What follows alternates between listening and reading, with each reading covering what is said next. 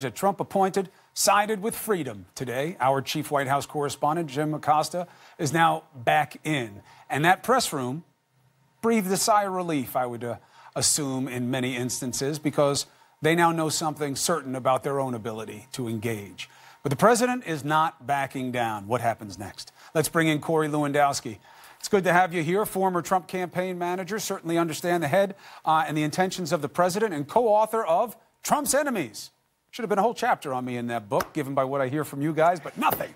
All right, good to have you, Corey, as always. Let me ask you. Thank you. Do you think the president gets it after the ruling today? It didn't seem so from what I heard. It didn't feel so from what Sarah Sanders tried to do in twisting the judge's ruling.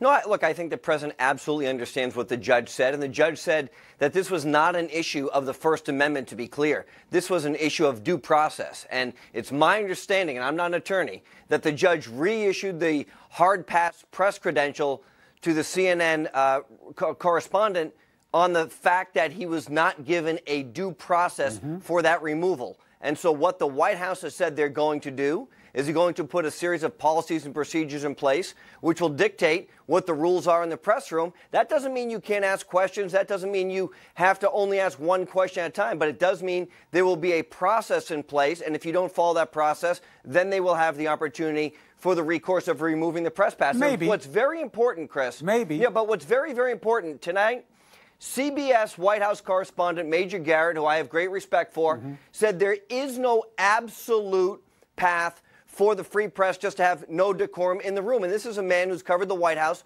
for a long time. And he said that he believes decorum should take place in that press room. Starts at the top, my friend. Starts at the top. This president has made a practice of disrespecting anyone he doesn't like. There is no one in that press room who comes close to addressing the president of the United States the way he addresses anyone he doesn't like. How sad, Corey, that the press has to be mindful not to play down to the standard of the president of the United States. And just to be clear on the law, because as you know I am a lawyer, the judge didn't say this isn't about the First Amendment. He didn't rule on the First Amendment, but he said CNN is likely to win on those arguments, which are pretty clear. We err on the side of an expansiveness to the First Amendment, as frustrating as that may be sometimes.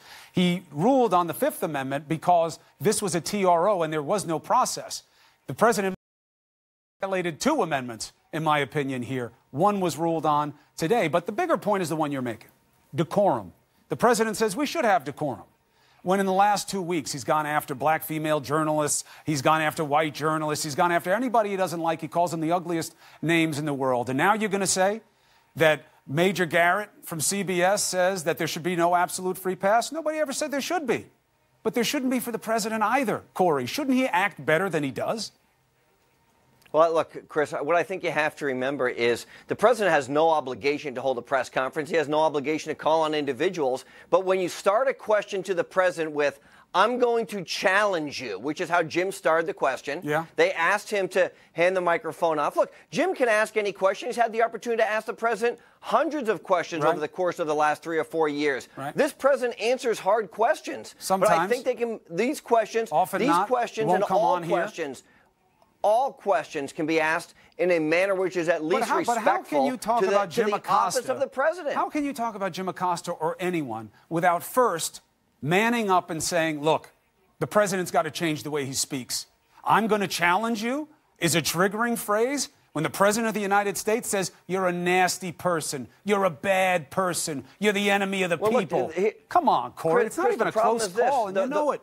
Look, here's the problem. The media, unfortunately, has gone from reporting the news to making the news. Look, they inject their own opinions on matters as they ask questions, and so that's not what it's supposed to be. The problem is there are lots of problems, but you'll only own some of them that work for you. You can't say that the president isn't the one that is most violative of any sense of decency and decorum when it comes to our media culture. Look, you just can't say it. Let me say You've never heard a reporter say anything disrespectful to the president's face. You've never heard a reporter say to him, you're a bum, you're a liar. I think that you're evil. They would never say that, but he would. Chris, I think that it would serve both parties, both the press and the president and his administration very well to take these press conferences off television, actually have real discussions, real dialogue, and real issues being resolved so that you're not on camera, neither the reporters or the press secretary, who's ever giving those briefings, so that they can report exactly what was transpired. But I don't know why there'd be any pushback of taking those off television, because I think the more as long transparency, as I know, Chris, and you've been the better. there, we should I take think them that off. he should have to come on all these shows. I think he should make the decision and say, all right, fine, Cuomo wants to test what I'm going to come on. I'm going to give that audience its respect.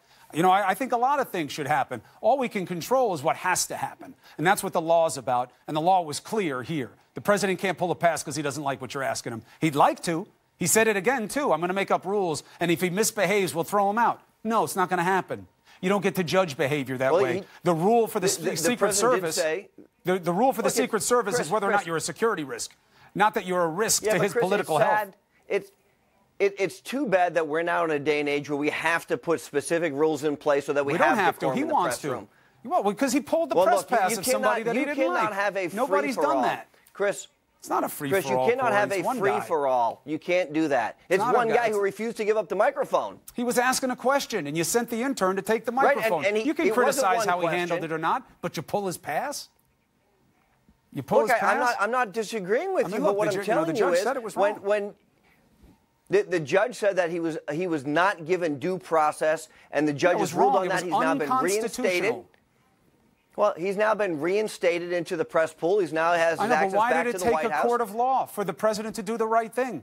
Why did the White House have to be told by a judge, don't use InfoWars BS with America? Don't use their tapes. Don't use their doctored tapes. There are all kinds of rules. There are all kinds of rules to get into the White House. You have to go through a security clearance. You have to submit your name. Not promise to say what the president wants. Let me ask you something else while I have you. Let's be clear. Hold on, Chris. Let's just be clear. Jim was not banned from the White House. He was banned from coming in without an escort. He was always welcome in the White House. He wasn't allowed to do his job the way he was doing it before. Let's put that to the side. Of course he could, as long as he had an escort. Happens next. No, but he couldn't get into the main room. That's what it is. He doesn't need an escort.